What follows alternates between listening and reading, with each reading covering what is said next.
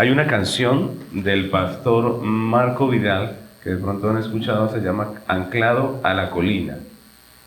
Y comienza con unas palabras muy interesantes. Quisiera leerles la primera estrofa. Dice: vivo en una colina olvidada en el planeta azul, donde el cielo aún es limpio y la noche es luz. Y oigo cada día 1000 ofertas para volar, pero soy voluntario y me quiero quedar. Obviamente no está hablando de manera natural, literal, sino figurada, ¿no? Es una canción en donde el pastor equipara su vida con la de un creyente que vive en una colina, ¿no? Que vive feliz, que ha encontrado a Cristo y en Cristo el sentido de su vida, ¿no? Y que vive en una colina aislada, apartada, ¿no?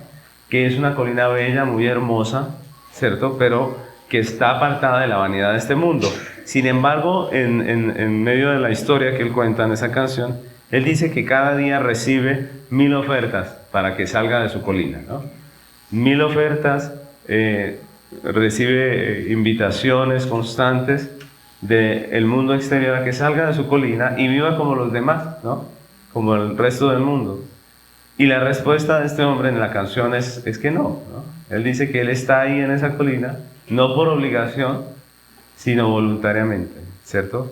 Que él ha anclado su vida al pie de la cruz, dice el cántico. Prácticamente es un himno que resalta la voluntad con la que nosotros hacemos parte de nuestra fe, ¿cierto? Nuestra fe nos aísla en el mundo, tenemos que reconocer que sí. ¿Por qué nos aísla? Porque nosotros no hacemos lo que el mundo hace, ¿cierto? Todo el mundo el fin de semana dice que el cuerpo lo sabe, ¿cierto? Porque se van a parrandear y todo eso. Nosotros, los creyentes, pues sabemos que tenemos culto el domingo, ¿cierto? Nuestra vida es muy opuesta a la del mundo, por eso, pues, finalmente estamos apartados, como en una colina, ¿cierto? Entonces, esta canción me pareció muy, muy hermosa, porque está basada en dos realidades bíblicas que son importantes y tienen que ver con lo que vamos a estudiar hoy. La primera es que el creyente encuentra en Jesús su felicidad, su sentido de vida, ¿cierto? Y él vive feliz en Cristo. En Cristo vivimos felices. Pero la otra realidad es que nosotros tenemos enemigos que constantemente nos invitan a salir de donde estamos. Constantemente el mundo nos llama a salir, ¿no? Constantemente recibimos invitaciones a ser parte de la mayoría, ¿no? Del camino ancho. Y básicamente el creyente tiene tres enemigos que lo quieren sacar, ¿no? Que lo quieren invitar a esa vida de pecado, ¿no? Uno es el enemigo interno que todos tenemos, que es nuestra carne, ¿cierto? La Biblia habla de nuestra carne, que es esa parte que todavía se revela a Dios, ¿cierto? Esa parte que está en nosotros, que la Biblia la llama carne, ¿no? No se está refiriendo al cuerpo, ¿no? Como los griegos que pensaban que el cuerpo era malo, ¿no? El cuerpo no es malo. La palabra carne nos habla de esa naturaleza pecaminosa, carnal, que todavía hay en nosotros, ¿no? Así que la carne constantemente está allí invitándonos al pecado, ¿no? Ese es el primer enemigo. El segundo enemigo es Satanás, ¿no? La Biblia le llama el tentador, le llama el engañador, el enemigo, ¿cierto? Y él intenta por todos los medios seducirnos, ¿no? Seducirnos a ese mundo. Y otro enemigo que tenemos es el sistema de este mundo, que es una corriente de pecado que a través de sistemas ideológicos, educativos también, políticos, legislativos, culturales, religiosos, morales, es decir, por todos los medios, él intenta convencernos de salir de donde estamos, de nuestra seguridad, ¿no? De Cristo, de donde nosotros habitamos tranquilos, ¿no? Esa es la realidad. Entonces, ese cántico me parece muy oportuno para empezar nuestro estudio de hoy, porque nos habla acerca de cómo el cristiano vive asediado por esas cosas. Ahora, yo les hago esta pregunta. ¿No les parece que para un cristiano es difícil la situación, cierto? Si nosotros tenemos tres enemigos que constantemente están allí insistiéndonos, si logran abarcar la mayoría del mundo, Si nosotros vemos ejemplos contrarios a lo que nosotros decimos, predicamos y entendemos, ¿no les parece que es difícil mantenerse uno firme? Claro que lo es difícil, ¿no? Y en una panorámica tan difícil, la pregunta es, ¿cómo hace el creyente para mantenerse, como dice la canción, anclado a la colina, ¿no? Anclado al pie de esa cruz? ¿Cómo hace el creyente para seguir allí, ¿no? El texto que vamos a estudiar hoy nos va a hablar de ese tema, por eso va a ser tan importante para nosotros como creyentes. Nos va a hablar de cómo el creyente se mantiene firme en medio de tanto asedio del enemigo. Así que continuamos hoy con nuestra serie expositiva de la epístola del apóstol Pablo a los Efesios. Tenemos un lema. ¿Cómo es el lema? Cristo, por Cristo y para Cristo. Bueno, todos se lo saben. Es en Cristo, por Cristo y para Cristo. Esta es nuestra sexta enseñanza de esta serie y se titula Sabiamente dotados. Sabiamente dotados. Y en esta ocasión vamos a estar estudiando Efesios capítulo 1, versículos 15 al 23. Miren que hoy vamos a abarcar varios textos, ¿no? Efesios capítulo 1, versículos 15 al 23. Esta es una oración del apóstol Pablo por la iglesia, por eso la vamos a estudiar todo. Dice el versículo 15, voy a leerles los capítulos, dice los versículos. Dice, por esta causa también yo, habiendo oído de vuestra fe en el Señor Jesús, y de vuestro amor para con todos los santos, no ceso de dar gracias por vosotros, haciendo memoria de vosotros en mis oraciones, para que el Dios de nuestro Señor Jesucristo, el Padre de gloria, os dé espíritu de sabiduría y de revelación en el conocimiento de Él, alumbrando los ojos de vuestro entendimiento, para que sepáis cuál es la esperanza a la que Él os ha llamado, y cuáles las riquezas de la gloria de su herencia en los santos, y cuál la supereminente grandeza de su poder para con nosotros, los que creemos, según la operación del poder de su fuerza, la cual operó en Cristo, resucitándole de los muertos y sentándole a su diestra en los lugares celestiales, sobre todo principado y autoridad y poder y señorío, y sobre todo nombre que se nombra no solo en este siglo, sino también en el venidero, y sometió todas las cosas bajo sus pies, y lo dio por cabeza sobre todas las cosas a la iglesia, la cual es su cuerpo, la plenitud de aquel que todo lo llena en todo. Amén. Esos son los versículos que vamos a estar estudiando el día de hoy. Es la oración del apóstol Pablo por la iglesia. Así que avanzamos por esta carta preciosa del apóstol Pablo y estamos estudiando la primera parte, que nos habla de Cristo como Salvador y de los privilegios que nosotros tenemos como creyentes en Cristo, ¿cierto? Por estar en Cristo, miren lo hermoso. Por estar en Cristo ya tenemos estos privilegios. Hemos dicho que son 9 privilegios que nos expone el apóstol Pablo aquí en este texto, en estos textos de Efesios. Y ya hemos visto 4. ¿Ustedes recuerdan cuáles son esos 4 privilegios? El primero dijimos que somos plenamente bendecidos, ¿cierto? Segundo, dijimos que hemos sido escogidos, ¿para quién? Para Dios. Tercero, dijimos que fuimos costosamente redimidos, comprados. Cuarto, dijimos que somos herederos del Padre. En el estudio de hoy vamos a hablar del quinto privilegio, que es que todos los creyentes en Cristo hemos sido dotados sabiamente. Es decir, hemos recibido una dotación por parte de Dios. Estamos preguntándonos por cómo puede hacer un creyente para mantenerse firme, ¿cierto? Ante tanto ataque, ante tanta situación, ¿cómo puede el creyente mantenerse firme? Pues Dios, en su infinita gracia, nos ha dotado para hacerle frente a estas situaciones. Dios no nos ha dejado aquí sencillamente, sino que Él nos ha dado una dotación para hacerle frente a esta situación. Y el apóstol Pablo nos va a hablar aquí acerca de esa dotación. Vamos a hablar de algo que en teología se conoce como los medios de gracia. ¿Cómo se conoce? Los medios de gracia. ¿Qué quiere decir? Que Dios en su gracia no solamente nos redime, no solamente nos santifica, nos justifica, sino que Él nos dejó herramientas que son importantes para nuestra vida, y que nos van a ayudar a mantenernos firmes en medio de la situación que vivimos aquí en la tierra. Vamos a comenzar con el primero, vamos a ver 4. El apóstol Pablo nos va a hablar aquí en esta oración, nos habla de 4 de esos medios de gracia. Vamos a comenzar con el primero, que es la disciplina eclesiástica. La disciplina eclesiástica.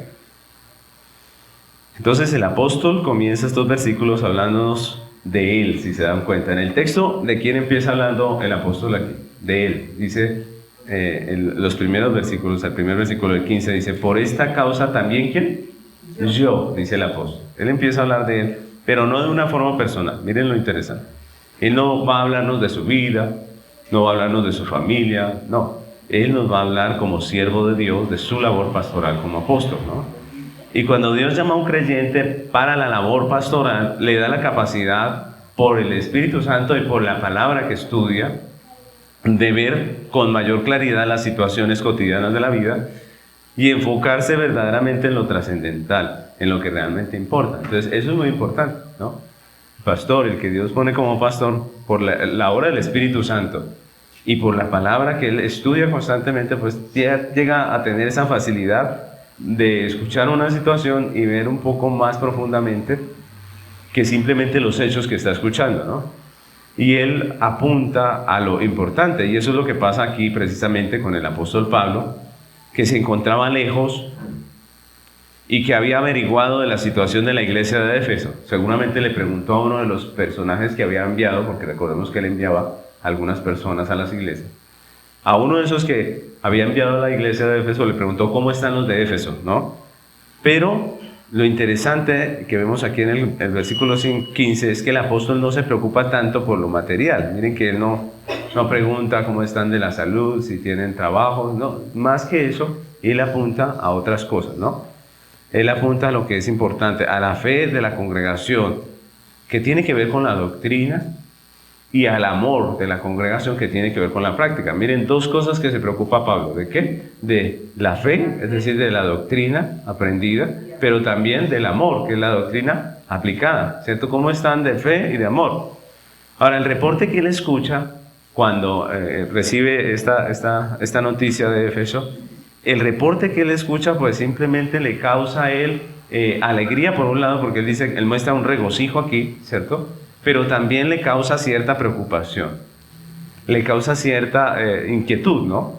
Y lo que hace es que le lleva a actuar con los dones que Dios le dio, ¿no? Primeramente le motiva a escribir esta carta, ¿sí? Él ve que la iglesia de Éfeso está mal y él escribe esta carta, ¿cierto? Es lo primero que hace. Él se dedica a escribir esta carta para llamar la atención de la iglesia con la palabra de Dios, con la doctrina, pero también esa preocupación que tiene Pablo al escuchar de la situación de Éfeso, le lleva a orar. Miren las 2 cosas que hace Pablo. ¿Qué hace? Él enseña, ¿y qué más? Y ora.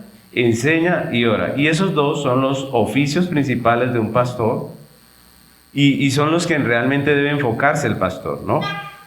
Generalmente las personas tienen una visión diferente de lo que es ser un pastor, ¿no? Las personas muchas veces piensan que el pastor debería dedicarse a asuntos sociales, ¿no? Sobre todo los que ven la iglesia como una ONG, ¿no? Hay personas que ven la iglesia como un lugar donde me van a llevar a cualquier chicharrón que tenga o cualquier problema, me van a de pronto a prestar plata o no sé. Piensan en todo esto y piensan que los pastores deberíamos estar dedicados a la situación social. Yo pregunto, ¿será eso lo que dice la Biblia? No, la Biblia habla de 2 cosas fundamentales para la vida del pastor. Una es la enseñanza, la predicación, ¿cierto? Y la otra es la oración. Esas 2 cosas. Miren lo que dice Hechos 6, versículo 2. Hechos 6, versículo 2.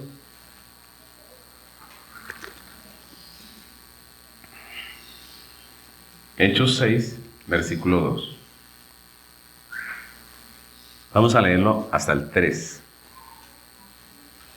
Hechos 6, del 2 al 3.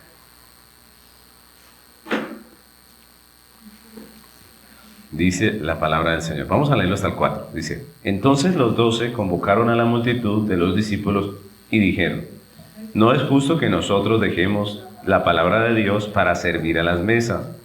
Buscad pues, hermanos, de entre vosotros a 7 varones de buen testimonio, llenos del Espíritu Santo y de sabiduría, a quienes encarguemos de este trabajo.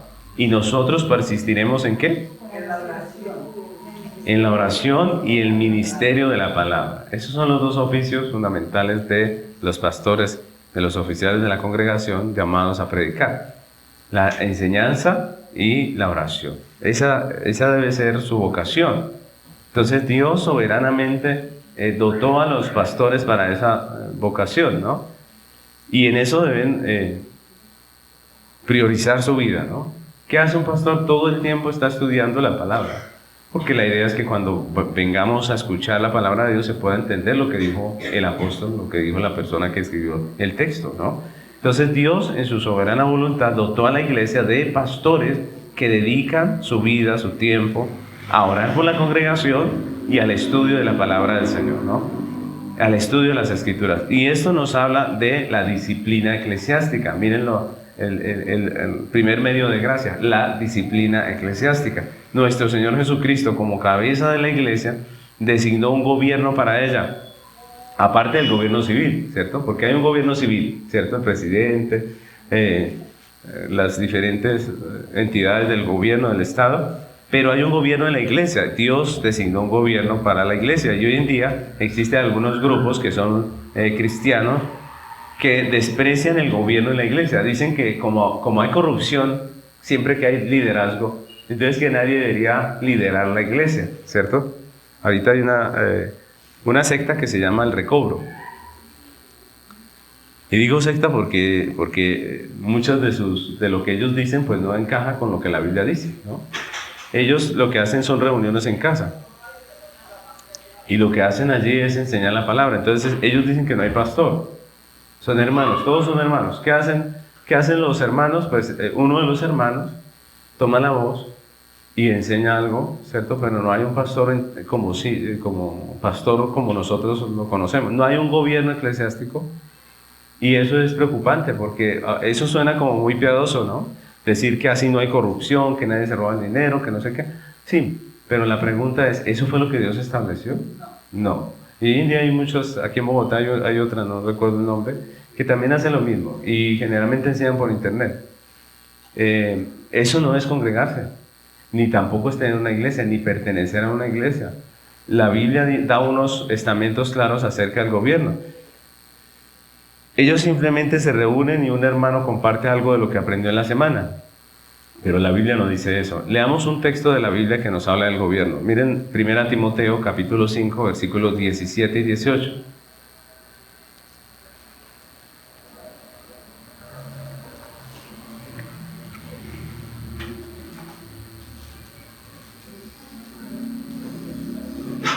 Dice la palabra del Señor. 17 y 18. Los ancianos que gobiernan bien sean tenidos por dignos de doble honor, mayormente los que trabajan ¿en qué? Predicar y enseñar. Porque la Escritura dice, no pondrás bozal al buey que trilla, y digno es el obrero de su salario. Y miren lo interesante, porque este es un texto muy bonito, que nos habla acerca de unos principios sólidos de gobierno bíblico, ¿no? Principios que están desde el Antiguo Testamento, porque el gobierno bíblico será nuevo. ¿Ustedes qué creen? ¿Del Nuevo Testamento? No. ¿En el Antiguo Testamento había un gobierno bíblico? Claro. ¿Había un gobierno en la iglesia? Claro que sí. ¿Habían personas oficialmente designadas para la labor eclesiástica? Claro que sí. Entonces, miren lo interesante. Aquí hay algunos principios que son importantes. El primero es que este versículo nos muestra que hay un gobierno establecido por Dios, ¿no? En la iglesia. Hay un gobierno establecido por Dios en la iglesia, el primer principio.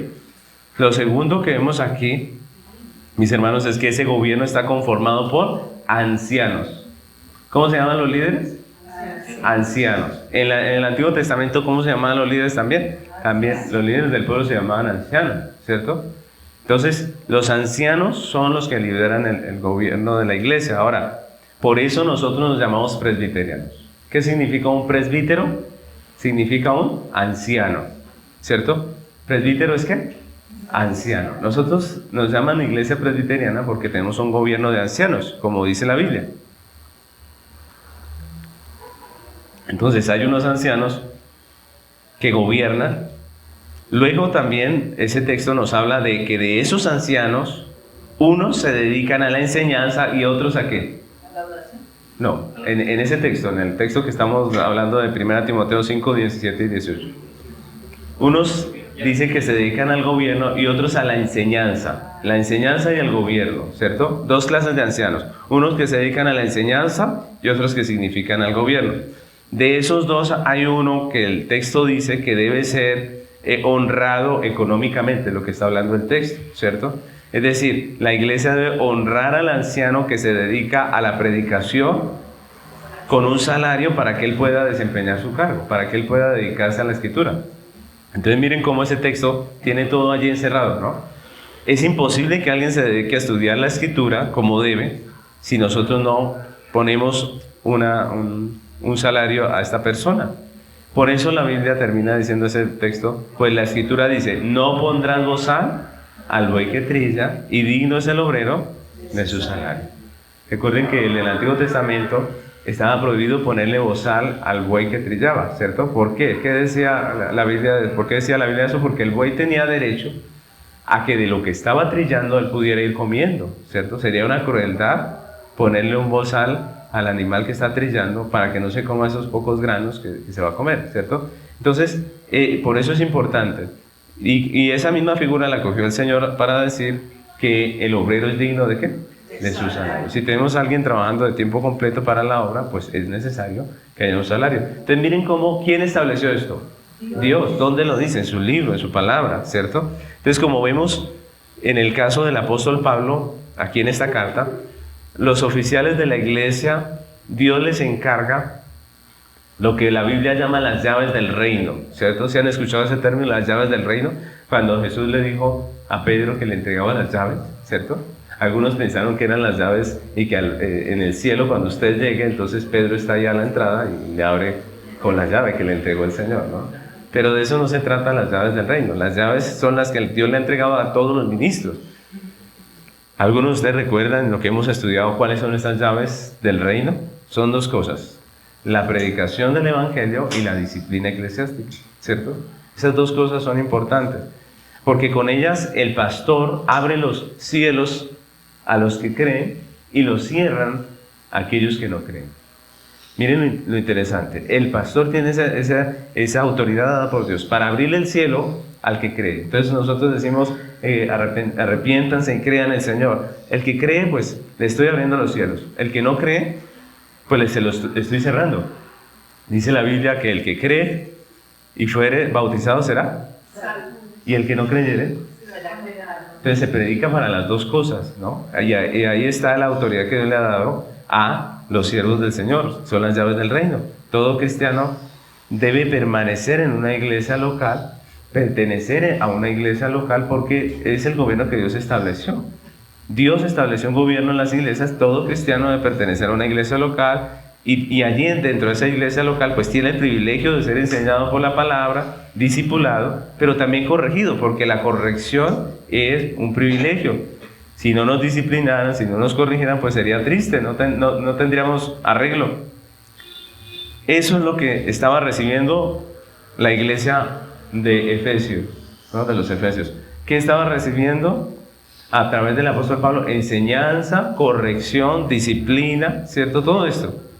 Y todo esto por la palabra de Dios. Y eso era indispensable para que la iglesia pues se mantuviera firme, ¿no? Esa iglesia que estaba siendo atacada por el sistema de este mundo, para mantenerse firme necesitaba que la corrigieran. Así que nosotros debemos apreciar al que nos corrige, ¿no? Nosotros, por ejemplo, cuando somos niños, pues como que no entendemos por qué nuestro papá, nuestra mamá nos prohíbe, nos corrige, no nos deja. Pero a medida que vamos creciendo, pues vamos diciendo, gracias que mi mamá me detuvo en esto, ¿cierto? Que no me dejó avanzar hacia ese camino, porque uno va dándose cuenta lo necio que era, ¿no? Y lo mismo pasa en la iglesia. Hay personas que se van de la iglesia resentidas con el pastor. Si Dios nos está corrigiendo es porque nos ama, ¿cierto? Y Dios nos dejó un gobierno eclesiástico porque nos ama, porque Él quiere nuestro bien. Entonces todos los creyentes recibimos todos estos privilegios dentro de una iglesia. Dentro de la iglesia participamos de la disciplina eclesiástica. Es siendo parte de una iglesia local que somos expuestos a la palabra de Dios, que somos renovados por ella. Es allí donde somos corregidos, es allí donde Dios nos llama la atención y vuelve nuestro pie al camino correcto, ¿no?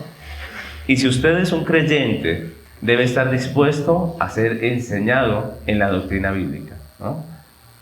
Y eso significa que le van a decir cómo debe pensar. Debe estar dispuesto a ser discipulado en una vida práctica bíblica, y eso significa que le van a decir cómo debe vivir. Y también debe estar dispuesto a la corrección y a que le hagan sentir mal con su pecado, a que le quieran cambiar la manera de vivir. Y todo eso es muy contrario a la filosofía actual del mundo, ¿no creen ustedes? Porque la filosofía actual del mundo nos invita a ser nosotros mismos, ¿no? Nos invita o nos induce a deshacernos de toda persona que nos quiera cambiar, ¿no? El que nos quiera cambiar, mejor quítalo de su vida, ¿cierto? Imagínense, ¿qué está diciendo el que le aconseja de esa manera? Le está diciendo que usted vive de una manera perfecta, que no necesita arreglarle nada a su vida. Pero yo les pregunto, ¿será eso cierto? ¿Será que somos perfectos? ¿Será que no hay nada que arreglarle a nuestra vida? No, eso es mentira, eso es falso. Pero esa es la forma de pensar de este mundo, ¿no? Nos induce a deshacernos de todo aquel que nos quiere cambiar, que nos llame la atención. Y lo que hace el mundo es hacernos una invitación a ser libres, entre comillas. Pero todo eso no es más que libertinaje, ¿no? A vivir su vida en su pecado y que nadie lo moleste porque todo eso está bien. Eso es libertinaje. Así que si somos creyentes, tenemos que estar dispuestos a que alguien nos diga qué es lo que debemos pensar, qué es lo que debemos hacer, ¿cierto? Y también corregirnos. Ese es el discipulado. Así que si uno es de la filosofía de este mundo, pues no puede ser cristiano realmente. Porque de nada sirve ir a una iglesia y no dejarse discipular. De nada sirve ir a una iglesia y no dejarse enseñar. De nada sirve sentarse y decir, eso dice usted, pastor, pero yo así vivo tranquilo. ¿Qué día me contestaron así? Que día pusimos un versículo acerca de un tema que está ahorita candente, ¿no? Y alguien nos escribía y decía, pues yo vivo feliz en mi pecado. ¿Sí? Prácticamente, déjeme tranquilo. Si usted es así, pues sencillamente pues, usted no puede ser cristiano. Cristiano escucha y corrige, porque sabe que no es perfecto, que hay muchas cosas que cambiar y que hay una verdad absoluta que es la palabra de Dios. No es, miren lo interesante, no es lo que diga el pastor, ¿o sí? No, es lo que diga Dios. Si el pastor hace bien su trabajo, pues hay que hacerle caso porque él está hablando lo que dice el texto, ¿cierto? Ahora, si el pastor es de los que, porque existen, que lo quieren dominar a uno y hacerlo vivir como él vive, eso no está bien. Porque no estamos llamados a vivir como diga el pastor, estamos llamados a vivir como dice la Biblia. Si no es lo que dice la Biblia, pues simplemente él quiere hacer discípulos para él. Pero si es lo que dice la Escritura, entonces tenemos que obedecer porque es la palabra de Dios. Y eso es importante. Sí, hay personas que, sobre pretexto de que son pastores, quieren hacer que la iglesia viva como ellos quieren, ¿no? Y que se vistan como ellos quieren y que hagan todo como él diga, ¿cierto? Y eso no está bien. Debemos hacer lo que dice la Escritura. Entonces, eso es muy importante. ¿Quién puso este gobierno de la iglesia? Dios mismo, ¿cierto? Y por eso nosotros debemos respetar ese gobierno. Debemos nosotros hacer parte de una iglesia local y ser enseñados en la palabra de Dios. Eso es ser discípulos. Ustedes recuerdan cuando la Biblia dice, vayan y hagan discípulos. ¿Cómo? Bautizándolos en el nombre del Padre, el Hijo y el Espíritu Santo. ¿Y qué más? Y enseñándoles que guarden todas las cosas que yo les he mandado y yo estaré con vosotros todos los días hasta el fin. Hay que obedecer para ser, si soy cristiano, más bien, hay que obedecer, claro, hay que cambiar, claro que hay que cambiar. Hay que dejarnos moldear, claro, esa es la realidad, eso es un discipulado. Así que es el primer punto que vemos aquí. El segundo medio de gracia que vemos aquí es la oración. Miren lo interesante que en el versículo 17 lo que está haciendo Pablo es una oración por la iglesia. Esta es otra cosa importante dentro del texto que es la oración. Prácticamente lo que estamos estudiando es una oración. Pablo no solamente dice que él ora por la congregación, sino que él incluso describe su oración. Él dice por qué está orando. Y con esto nos recuerda el medio de gracia que Dios le dio a su iglesia, que es la oración. Estábamos preguntando, ¿cómo hace una iglesia, una persona, un cristiano, para estar firme en medio de tanto asedio del mundo? Pues aquí hay una respuesta también. Otro medio de gracia es la oración. Tenemos que orar, ¿no? La oración es hablar con Dios, y eso es precisamente lo que hace aquí el apóstol Pablo, quien en su afán por la situación de la iglesia dirige su oración ¿a quién? Al Padre, dice, específicamente dice al Padre, ¿cierto? La verdadera oración es dependencia, es reconocer que no tenemos control, es aceptar que en muchas circunstancias no estamos nosotros en control, no tenemos poder para arreglarlas, para cambiarlas. Es reconocer que muchas circunstancias no están en nuestro poder, que se escapan de nuestro dominio, que en muchos casos no podemos hacer nada, y en otros lo poco que podemos hacer es prácticamente insignificante. La oración es reconocer que solo Dios tiene el control en todas las circunstancias, en todo tiempo, en todos los recursos, que Dios tiene el control de todos los corazones de los hombres y que solamente de Él dependemos. Pero también es reconocer la soberanía de Dios.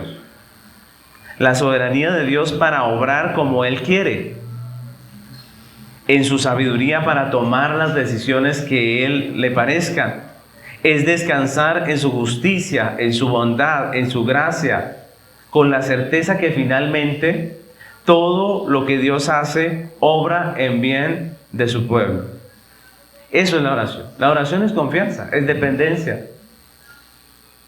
Eso era lo que estaba haciendo el apóstol allí, dependiendo de Dios para el bienestar de su iglesia. Miren lo interesante, el apóstol Pablo, ¿dónde estaba cuando escribió esta carta? En la cárcel, en Roma. ¿Podía visitar la iglesia de Éfeso? No. Él veía cómo la iglesia de Éfeso estaba sufriendo un ataque del sistema de este mundo y él no podía ir. ¿No les parece como desesperante?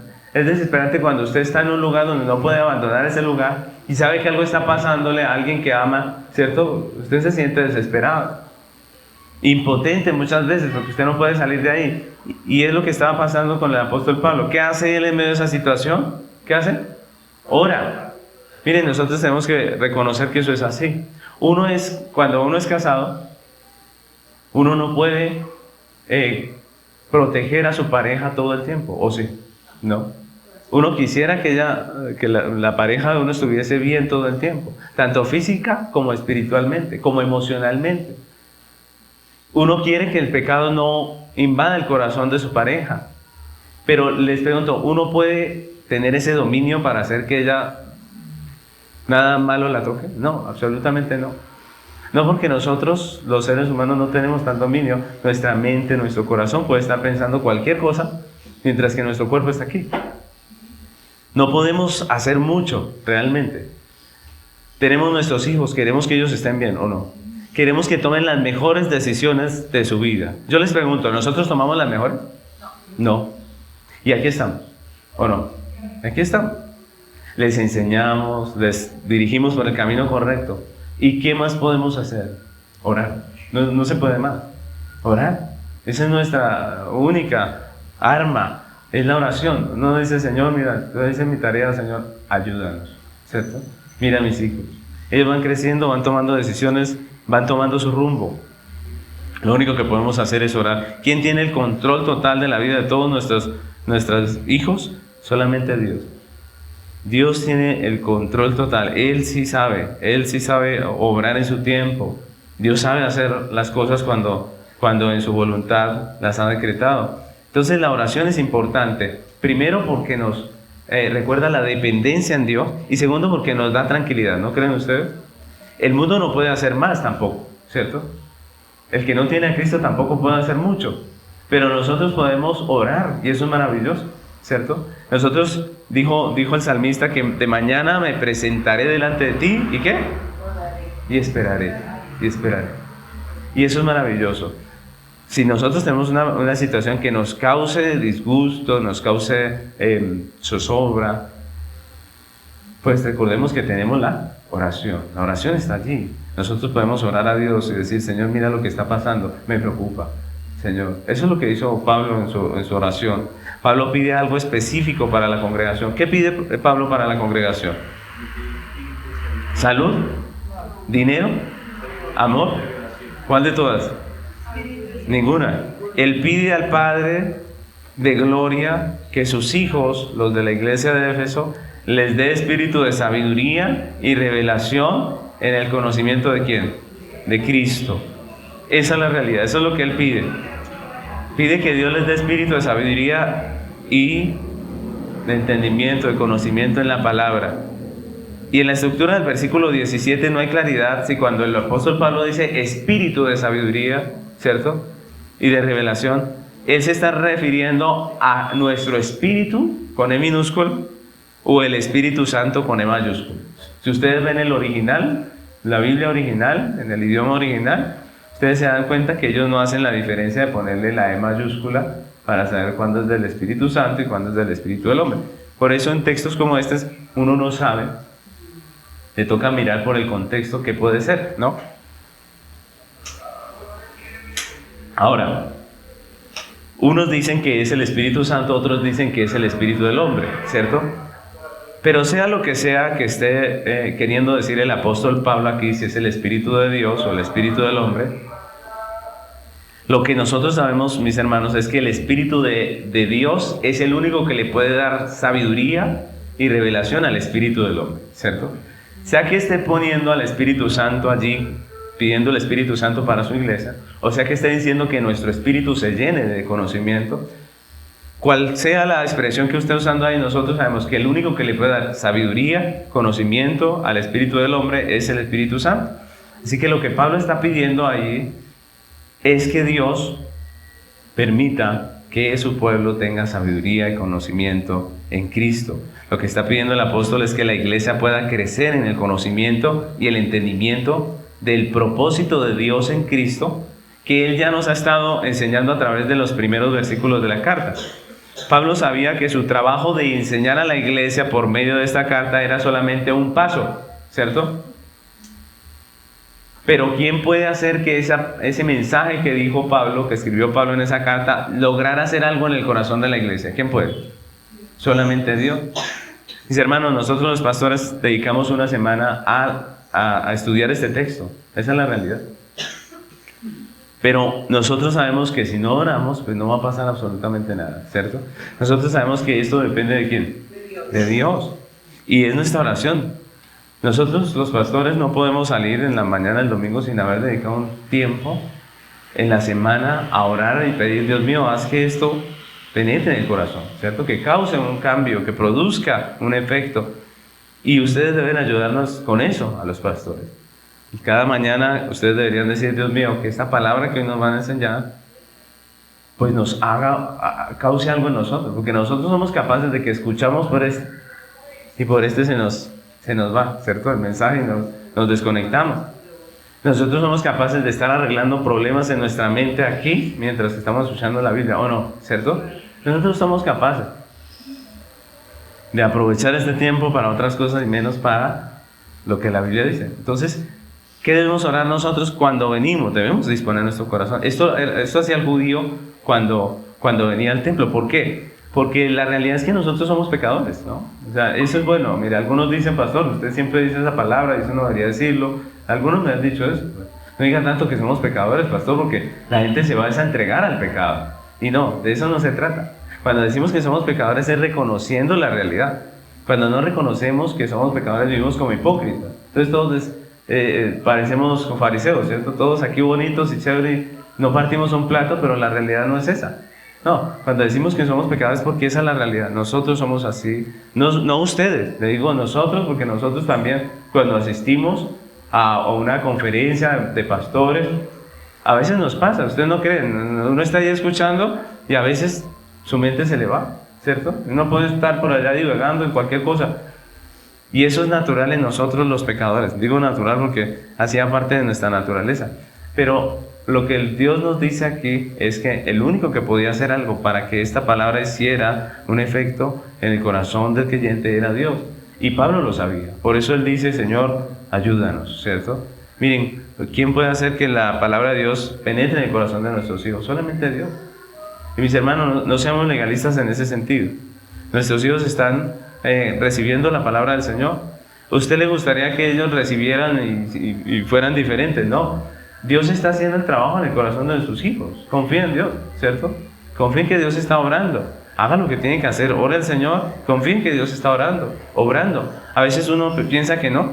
Yo he hecho la prueba con mis hijos, ¿no? A veces digo, esto como que ni entendieron nada. Y hago la prueba y ellos están recibiendo, ¿cierto? Pues a uno le parece que no, pero ellos están allí. Y lo lindo es que ¿quién es el que está haciendo la obra? Dios. Dios hace su obra en el corazón de nuestros hijos, en nuestra vida, en nuestro esposo. Debemos descansar y confiar en Dios, en la oración. Yo les he contado de una hermana que venía a esta congregación, trajo a su esposo, y en la primera y segunda vez que vino, ella dijo, ay, mi esposo es un impío, eso no hace nada bien, eso no... Se desanimó y le regañó a Dios, si no va a ser cristiano de verdad, hasta luego, y por aquí ni vuelva, y pues nunca volvió, ¿cierto?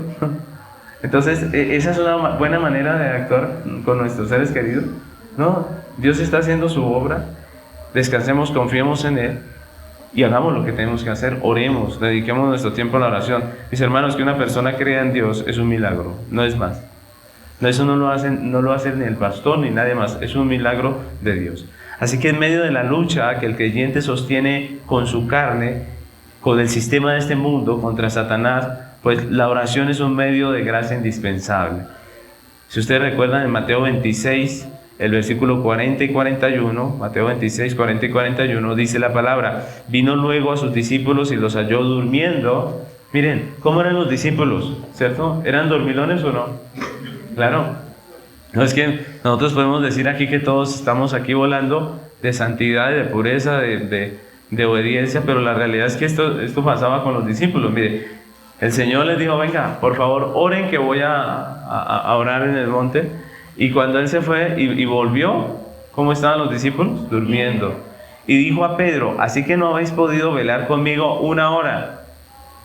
Velad y orad para que no entréis en tentación. El espíritu a la verdad está dispuesto, pero la carne es débil. ¿Ustedes recuerdan en qué momento pasó esto? Cuando estaban allí en el monte Getsemaní, cuando se acercaba Judas con la turba que iba a capturar a Jesús, cuando los discípulos iban a pasar por una situación muy difícil, por una prueba tan difícil que toda su fe iba a ser sacudida. Y en ese momento, ¿qué necesitaban según el Señor Jesús? Orar.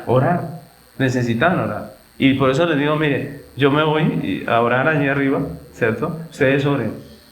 Una hora volvió, todos durmiendo. Los despertó, otra vez subió. Se devolvió, ¿cómo los encontró? Cualquier parecido a la realidad no es coincidencia, ¿cierto? Mis hermanos, debemos orar. La oración es un medio de gracia.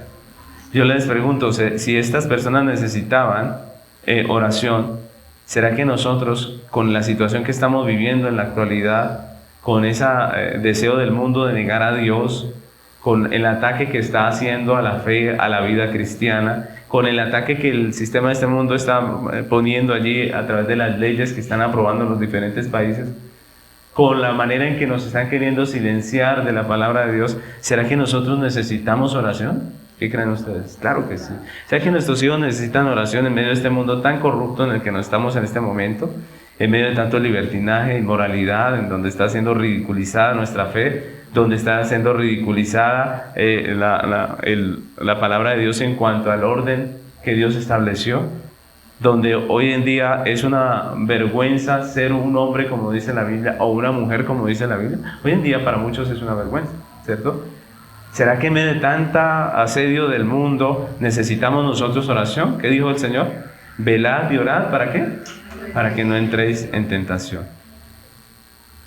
Mis hermanos, es claro que necesitamos orar por la iglesia, por nuestros hijos, por la juventud, por las familias de la congregación, por los matrimonios, por los solteros, por el pastor, por la congregación, por el presbiterio, por todo.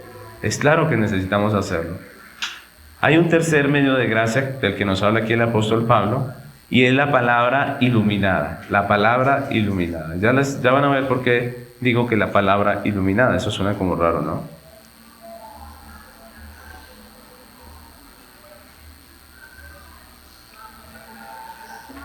En este versículo, en el versículo 18, si ustedes se dan cuenta, Pablo empieza diciendo, alumbrando los ojos ¿de qué? De vuestro entendimiento. El apóstol continúa su oración, está explicando por qué oraba él, indicando la manera en que la iglesia crece en el conocimiento de Dios. ¿Cómo crece la iglesia en el conocimiento de Dios? A través de la iluminación del entendimiento obrada por el Espíritu Santo. Esa iluminación que opera el Espíritu Santo para que él pueda comprender la palabra de Dios. Es decir, la Biblia, cuando usted la lee, a causa de nuestro pecado, de que nosotros somos, desde la caída, el hombre es pecador. Cuando lee la Biblia no entiende, ¿cierto? Cuando el hombre lee la Biblia no la entiende porque él es pecador. Pero Dios tiene que salvarle y el Espíritu Santo iluminarlo para que él pueda comprender. Esa es la iluminación, el darle la facilidad a usted para que comprenda la Escritura. Primera a los Corintios 2, 14 al 16, yo les leo este texto, dice: pero el hombre natural no percibe las cosas que son del Espíritu de Dios porque para él son locura, y no las puede entender porque se han de discernir espiritualmente. En cambio el espiritual juzga todas las cosas, pero no es juzgado de nadie, porque ¿quién conoció la mente del Señor? ¿Quién le instruirá? Mas nosotros tenemos la mente de Cristo. Por la salvación y por la iluminación del Espíritu Santo tenemos la capacidad de entender la palabra. Pero hay tres cosas específicas que el apóstol está pidiendo aquí que la iglesia conozca y entienda de la palabra. ¿Sí? El apóstol dice: Señor, yo quiero que ellos puedan ser iluminados para que entiendan, pero que entiendan específicamente tres cosas, dice el apóstol. ¿Cuáles son? Primeramente dice que la esperanza a la cual Dios nos llamó, ¿cierto? La esperanza a la cual Dios nos llamó. Y este es un asunto muy importante, que el creyente entienda qué es lo que debe esperar de Dios. No solamente la eternidad, sino aquí en la tierra. ¿Qué debe esperar de Dios? Como hemos visto en estudios pasados, la esperanza de la iglesia no es terrenal, ¿cierto? Como la que nos propone la cultura materialista, como proponía la cultura materialista de Éfeso. Recordemos que en Éfeso eran materialistas, ¿no? Como en los días del apóstol, la iglesia de hoy se ha vuelto vana y espera de Dios mucho de lo pasajero, ¿no crees? Pero en realidad Dios prometió muchas cosas, pero para la eternidad. Para aquí, para la tierra, no prometió mucho, sino para la eternidad. De la vida terrenal prometió que Él iba a estar con nosotros, ¿cierto que sí? Prometió guardarnos, prometió guiarnos por su Espíritu Santo, pero también dijo que tendríamos aflicción, ¿o no? Entonces, ¿qué? ¿Podemos esperar aflicción o no? Sí. Porque a veces como que esa parte no la queremos, ¿no? También dijo que seríamos perseguidos y difamados por causa de nuestra fe. ¿Así que podemos esperar persecución? Claro que sí, ¿cierto? Hay pocos amén, ¿cierto? También dijo que seríamos aborrecidos incluso de nuestros seres queridos, ¿cierto? Dice que el padre se levantaría contra los hijos contra los padres por causa de la fe. Eso lo dice la Escritura, ¿cierto? Pero miren que los que solo viven de promesas nunca hablan de esas promesas, ¿no? El Señor habló de seguirle con una cruz a cuestas, de un camino estrecho, de una puerta ¿cómo? Angosta, de una casa sobre la roca a la que golpean los ríos y los vientos con ímpetu. ¿Recuerdan? De eso habla el Señor. De una fe que no es fácil de sostener y en la que debemos perseverar. De eso habla el Señor Jesús. Y algunos dicen: pastor, porque eso es como pesimista, pastor. Hablemos de la parte bonita, ¿cierto? Pero no es ser pesimista. Algunos piensan que si hablamos de las situaciones reales de la vida, pues como que eso es triste y como que mejor no diga eso, pastor, ¿cierto? Pero de eso no se trata, mis hermanos. Miren, no hay persona que aproveche mejor la vida que la persona que sabe estas realidades, las que entiende esta realidad. Mire, si usted entiende que sus seres queridos no son para siempre y que un día Dios se los va a llevar, que no importa cuántos años tengan, ellos pueden morir en cualquier momento. Si usted es consciente de eso, va a aprovechar mucho más el tiempo con ellos, ¿no cree? ¿Sí o no? ¿Cierto? Si usted entiende que el tiempo de bonanza no va a ser constante, cuando usted tenga uno, usted va a hacer para que eso que Dios le está dando no se desaparezca, ¿no? Hay gente que tiene un buen empleo, tiene un buen sueldo y creen que eso le va a durar toda la vida. Y sinceramente yo le digo, ojalá así sea, ¿cierto? Pero no siempre pasa. Y generalmente esas personas que ganan muy bueno en un momento, no aprovechan ese dinero, no lo invierten, no hacen algo bueno con él, sino que lo gastan, ¿cierto? Disfrutan la vida y dicen, es que la vida solo hay una, dicen, ¿no? Y hay que disfrutarla, y bueno, se la gastan. Vienen los tiempos de las vacas flacas, ¿cierto? Y ya no hay de dónde echar mano. Entonces nosotros tenemos que no ser optimistas ni pesimistas, ¿no? Ninguna de las dos. Nosotros deberíamos ser realistas. ¿Qué fue lo que Dios nos dio? ¿Qué es lo que Dios nos prometió? ¿Qué es lo que podemos esperar en Él? ¿Cierto? ¿Qué podemos esperar de Dios? Y esa es la pregunta que está resolviendo aquí Pablo, o más bien, que está queriendo que el cristiano resuelva. Él dice, Señor, que ellos sepan la esperanza a la que tú los has llamado, ¿cierto? Miren, mis hermanos, la Biblia dice que el fruto del creyente en esta tierra es la santificación. Ese debería ser el fruto. Eso deberíamos esperar. Algunos quieren salud, dinero y amor, pero la Biblia dice que el fruto del creyente es la santificación y que el fin del creyente es la vida eterna. El fruto de la santificación, es decir, cada día Dios nos va a hacer más, no más ricos, sino más conforme a Cristo, ¿cierto? Cada día nos va a hacer más conforme a Cristo. Y cada día el creyente espera algo de Dios. Y eso que espera el creyente de Dios es la vida eterna. Dice Romanos capítulo 6, versículo 22, se lo leo, Romanos 6, 22, dice, mas ahora que habéis sido libertados del pecado y hechos siervos de Dios, tenéis por vuestro fruto la santificación y como fin la vida eterna. Esa es la realidad, mis hermanos. Esas son las dos cosas que debemos esperar en esta vida. La bendición de Dios es la santificación, es parecernos cada día más a Cristo. Y el fin que debemos esperar es la vida eterna. Y eso lo tenemos todos los cristianos. Mire, usted es rico, usted tiene la misma situación. El fruto es la santificación, el fin, la vida eterna. Usted es pobre, lo mismo. El fruto es la santificación, el fin, la vida eterna.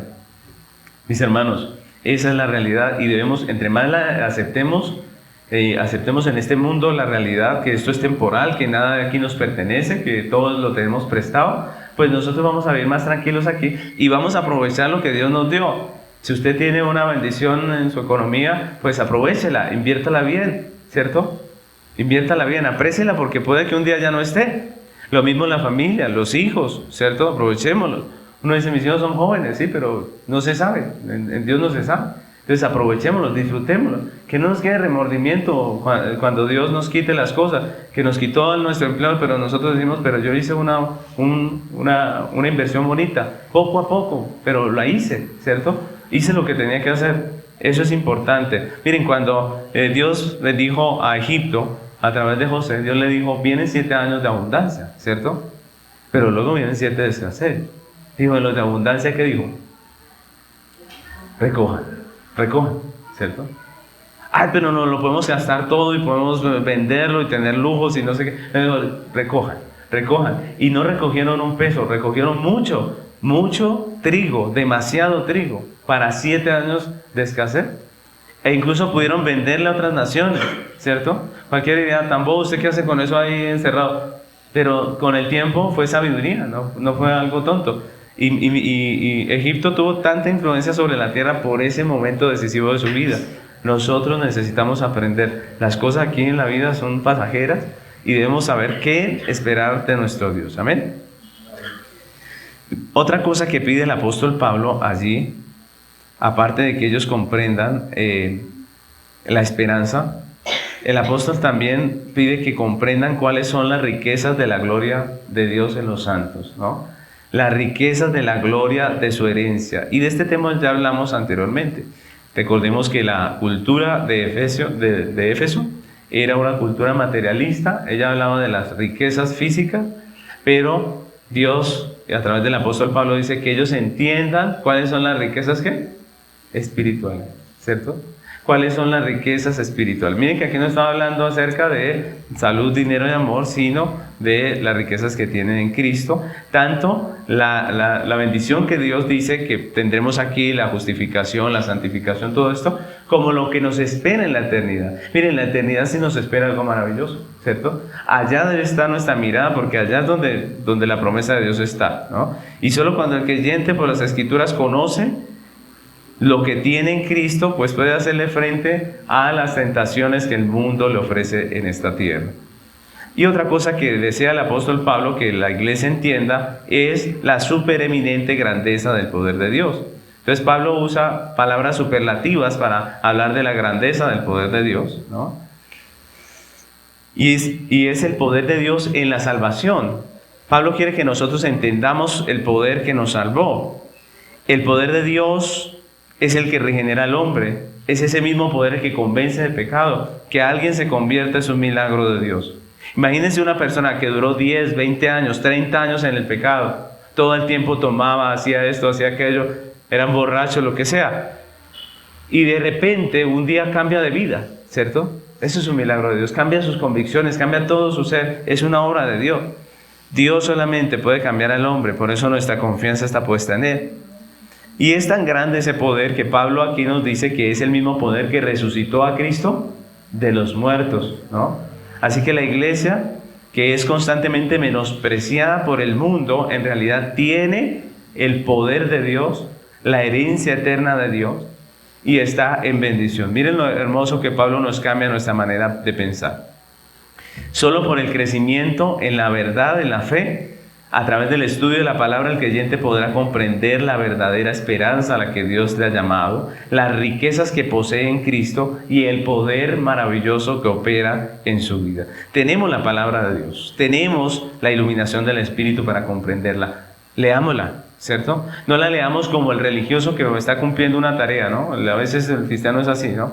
Va a leer la Biblia rapidito, la ley dice, ya leí mi capítulo trans, ¿sí? No, eso no es. Si quiere no lea el capítulo entero, pero lea una porción que usted pueda entender, que usted pueda decir, ¿qué dijo el texto? ¿Cierto? ¿Qué me quiere decir el Señor a través de esto? Léala y estúdiela, porque ese es medio de gracia que tenemos para nosotros, la palabra de Dios. Por último, el apóstol Pablo nos habla de la comunión de los santos. Si ustedes ven los últimos versículos del texto que estamos estudiando, Pablo continúa hablando de Cristo. Que Cristo nos regeneró, ¿cierto? Por su Espíritu, pero también dice que Dios no solamente lo resucitó de los muertos, sino que lo sentó en los lugares celestiales, a Cristo, en el trono, a la diestra del Padre. Eso nos dice el apóstol Pablo. Después de la muerte del Señor en la cruz para redimirnos, la Biblia dice que Dios con su poder le resucita. Él dura 40 días con sus discípulos enseñándole. Luego Él asciende al cielo a la vista de los ojos de sus discípulos y es exaltado por Dios. Cristo fue puesto en un lugar de honor en el trono de Dios, porque Él es Dios, ¿cierto? A la diestra del Padre, dice la palabra. Así que esta expresión nos habla de su autoridad. Cuando dice que Él está en su trono, ¿nos habla de qué? De su autoridad. Cristo reina desde su trono sobre todo lo que existe. Por eso el versículo 20 y 21 dice que todos los dominios, autoridades, poderes están sujetos ¿a quién? A Cristo. Todo está sujeto a Cristo. Nada se escapa de la autoridad de Cristo. Y eso es un consuelo para nosotros. Por más difíciles que se pongan las cosas, por más difíciles que se pongan las situaciones en esta tierra por causa del pecado del hombre, podemos estar seguros de que Cristo gobierna sobre todo y nada se escapa de su control. Si usted escucha en las noticias de guerras, de esto, de aquello, tenga calma. Cristo está en control. Pero Pablo no solo nos habla de la autoridad de Cristo sobre toda la tierra, ¿cierto? Como soberano del universo, sino que también nos habla de su posición sobre la iglesia. El apóstol dice que Dios dio a Cristo como la cabeza ¿de qué? De la iglesia, que es su cuerpo. Y aquí nos hablan de algo precioso que más adelante vamos a estar estudiando más profundamente. Y es de esa analogía que hace el apóstol Pablo entre la iglesia y el cuerpo, ¿no? Todos los creyentes estamos unidos a Cristo como cabeza por el Espíritu Santo y por la fe. Tenemos comunión con Él, recibimos los beneficios de esa comunión, pero también cumplimos las responsabilidades ligadas a esa comunión. Y asimismo, todos los creyentes estamos unidos en un solo cuerpo como miembros. Todos nosotros somos miembros de ese cuerpo y tenemos comunión los unos con los otros. Eso también nos permite disfrutar privilegios, pero yo les pregunto, ¿será que también nos compromete con responsabilidades?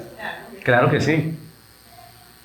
Nos permite disfrutar unos privilegios como tener una nueva familia en la unidad del amor, la ayuda mutua, el consejo bíblico, eso es algo que tenemos también, la oración los unos por los otros, el ánimo que proporciona el hecho de compartir con personas que tienen las mismas luchas que nosotros, el amor por Cristo, la unidad en la palabra, pero esa comunión también nos compromete con deberes mutuos que debemos mantener como un compromiso. ¿Y cuáles son? Son esos compromisos de el compañerismo santo en la adoración, por ejemplo, el promover la edificación mutua, que todos nos edifiquemos mutuamente por la palabra y no a través del chisme, ¿cierto? Cuando alguien cae no es momento de ser chismoso, sino más bien de restaurar por la palabra. El poner nuestros dones y talentos delante del Señor para que sean usados para lo que Dios nos los dio en la iglesia, eso hace parte de nuestro compromiso y muchos otros compromisos, ¿no? Entonces, como podemos ver, no estamos llamados simplemente a asistir a la iglesia, sino que somos miembros del cuerpo. La comunión de los santos es importante, mis hermanos, porque nos habla de que nosotros somos parte de un cuerpo, parte activa. Ese es otro medio de gracia, la comunión de los santos. Y por eso, mis hermanos, el apóstol Pablo aquí nos habla del cuerpo. Tenemos todos una cabeza que es Cristo. Somos todos miembros de un solo cuerpo.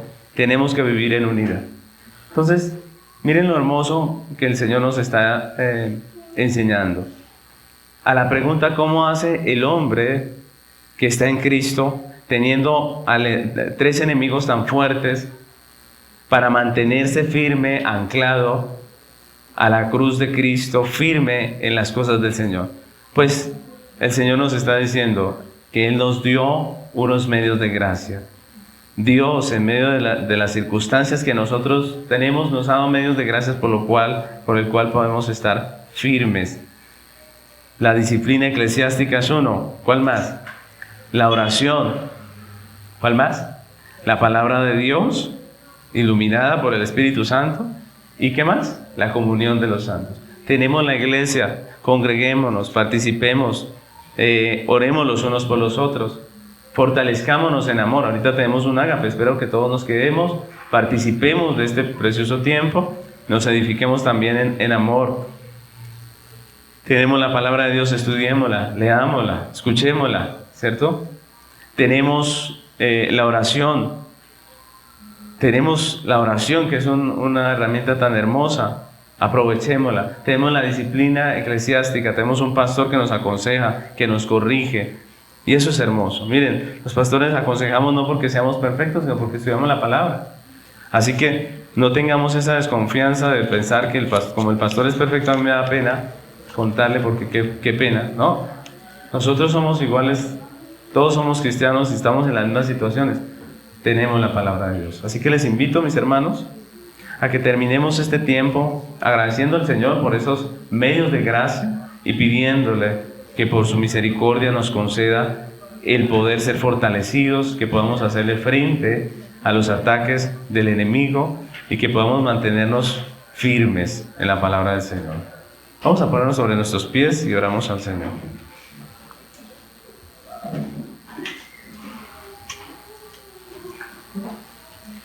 Amado Señor, queremos hoy agradecer tu misericordia, Señor, esa bondad que tienes para proveernos, para dotarnos, como decía la palabra de hoy, de esos medios de gracia tan hermosos que tú nos has dado. Gracias por la obra de tu Hijo, por esto que oraba el apóstol Pablo aquí en su oración, recordándonos esos medios de gracia, la disciplina eclesiástica. Gracias, Señor, porque nos has dado pastores, porque nos has dado una congregación, pero gracias también por la oración, que es un medio tan importante por el cual, Señor, podemos presentar delante de ti, que eres el Dios omnipotente, nuestras necesidades. Gracias por la palabra, que es la que nos enseña verdaderamente qué esperar en esta tierra y cómo vivir. Gracias, Señor, por la comunión de los santos, Señor, que es un privilegio que tenemos, una familia preciosa de la que hacemos parte. Queremos agradecerte estos medios de gracia y como Pablo oramos para que nos permitas comprender toda la misericordia que has tenido con nosotros y podamos vivir de una manera coherente con esa obra tuya que has efectuado en Cristo Jesús, Señor. Te damos muchas gracias por esos medios de gracia y te pedimos ayúdanos a aprovecharlos. Ayúdanos a sacar el mejor partido de todo esto que tú nos has dado y que tenemos a nuestra disposición, Señor. Te damos muchas gracias, Padre, en el nombre de Cristo Jesús. Amén.